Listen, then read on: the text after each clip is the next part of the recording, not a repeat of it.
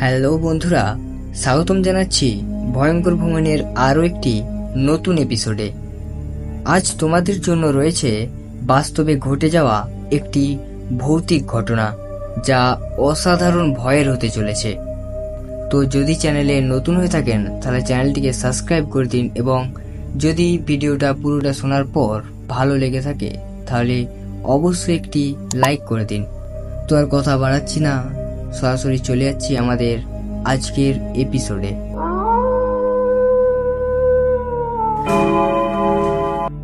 আমার এই ঘটনাটি আমার বাবার মুখে শোনা, এমনকি বাবার সাথে ঘটনাটা ঘটেছিল। আমার বাবার বয়স তখন প্রায় 12 কি 13 হবে। আমাদের বাড়ির পাশের একটা গলিতে একটা কালী মন্দির আছে। সেখানে প্রতি বছর রক্ষাকালীর পুজো হয়। তো সেই বারে পূজায় রাত্রি 12টা বেজে যাওয়াতে আমার জেঠু বাড়ি চলে আসে, কিন্তু আমার বাবা আসতেই চায় না। বাবা বলে পূজা শেষ না হওয়া পর্যন্ত যাবে না। তাই আর দেরি না করে জেঠু বাড়ি চলে আসে। আমার বাবা পুজো দেখে রাত 3টে নাগাদ একাই বাড়ি ফেরার জন্য রওনা হয়।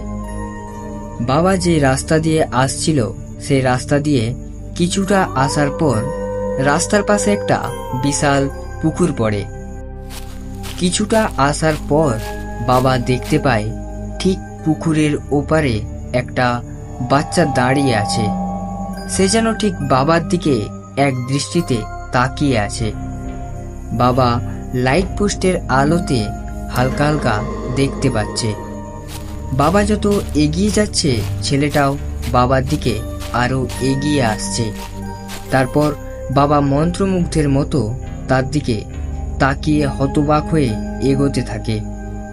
সেই সময় পাশের বাড়ির এক জেঠিমা বাথরুম যাবে বলে ঘুম থেকে ওঠে।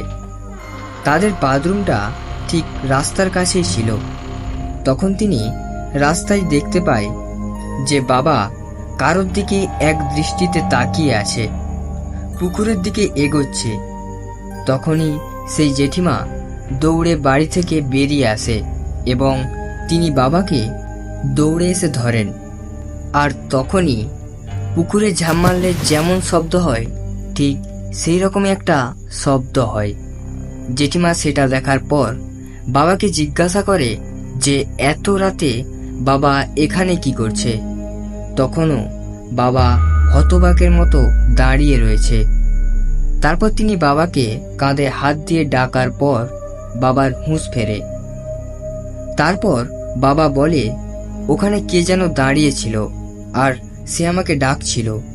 তারপর জেঠিমা বললেন, চল তোকে বাড়ি ছেড়ে দিয়ে আসি, ওটা কিছু নয়, চিন্তা করিস না। তো তারপর তিনি বাবাকে নিয়ে বাড়ির দিকে রওনা দেয়। বাবাকে বাড়িতে ছেড়ে দিয়ে সেই জেঠিমা আমার ঠাকুমাকে বলে যে বাবা খুব বাঁচান বেঁচে গেছে। তারপর জেঠিমা আমার ঠাকুমাকে সব ঘটনা খুলে বলে। বাবার সেই দিন থেকেই খুব জ্বর হয়। বাবাকে ডাক্তারের কাছে নিয়ে যাওয়া হয়, কিন্তু সেই জ্বর ওষুধ খেয়েও কমতে চায় না।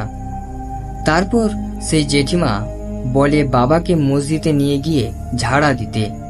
তারপর বাবাকে মসজিদে নিয়ে গিয়ে ঝাড়া দেওয়া হয়। তারপর বাবা ঠিক হয়ে ওঠে।